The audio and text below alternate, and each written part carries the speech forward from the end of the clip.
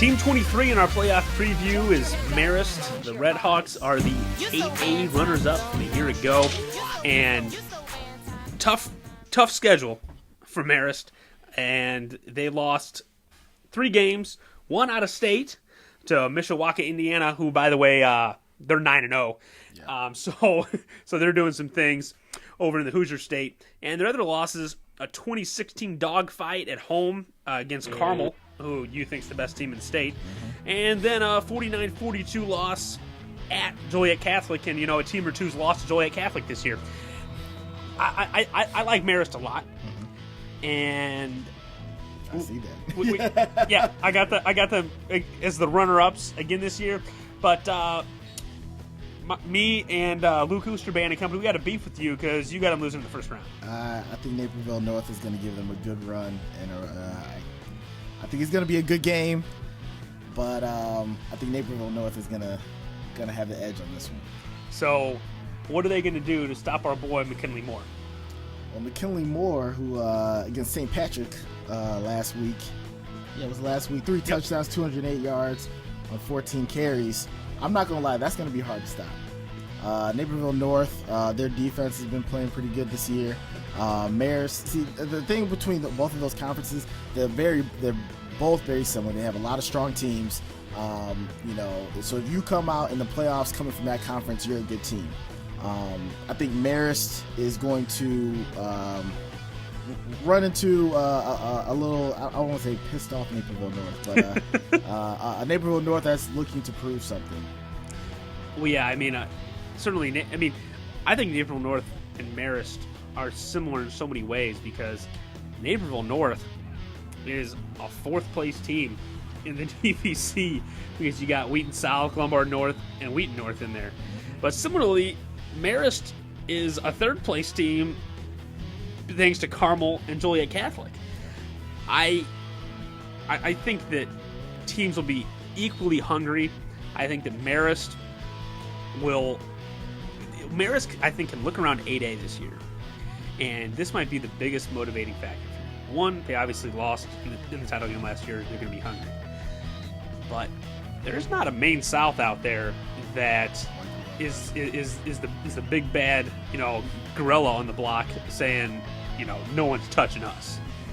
They have to be looking around and saying, okay, we lost to Joliet Catholic, but we don't have to see them. And we lost to Carmel, we don't have to see them either. That's true. And we definitely don't have to see Mishawaka, Indiana. No. And so we're undefeated against 8A teams, and we like our chances.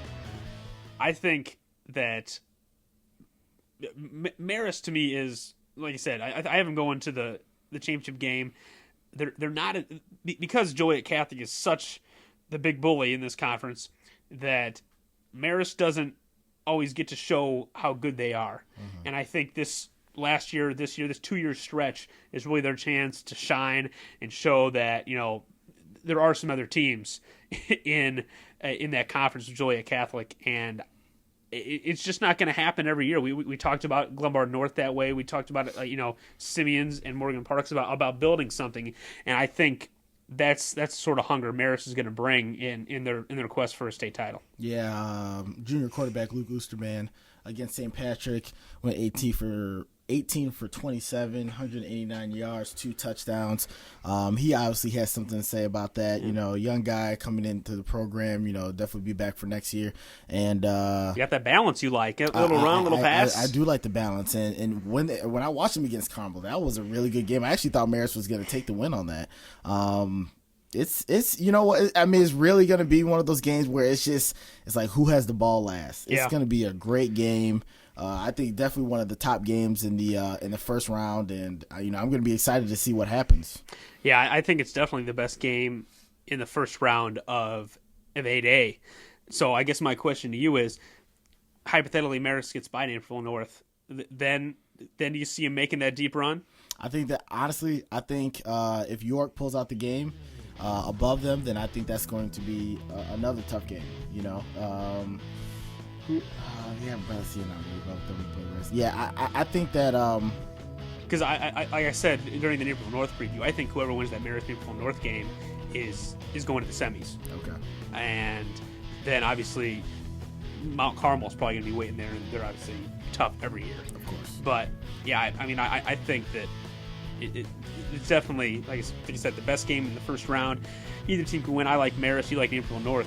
But like I said, I got Marist going to the title game. So that really doesn't mean that I don't think Naperville North is one of the best teams out there. Because I think if they beat Marist, that they're at least going to the semis, and then it's Naperville North and Mount Carmel to see who gets to play my Patriots. Yeah. I mean, I don't even have anything to say to that. I mean, it's going to be a good game. Who has the ball last, that's who's going to win. So, the biggest thing, you saw them, biggest thing that can hold Marist back. I'm just going to say just the simple stuff, mental errors, penalties. You know, they looked like a pretty solid team when I watched them against Carmel. You know, they had, you know, a balanced attack. You know, they had athletes on the team. I think it's just going to be mental errors. It's going to be, you know, yeah, stuff like that. So, that's our Red Hawk preview. Looking for a state title this year after being the runner-ups last year. Marist is our 23rd team. Only 2 more to go, Mr. Seals. I am looking forward to it. Hopefully you got enough caffeine in you to finish off our playoff previews. So when we come back next time, team number 24 out of 25 in our playoff previews at elementalprep.com.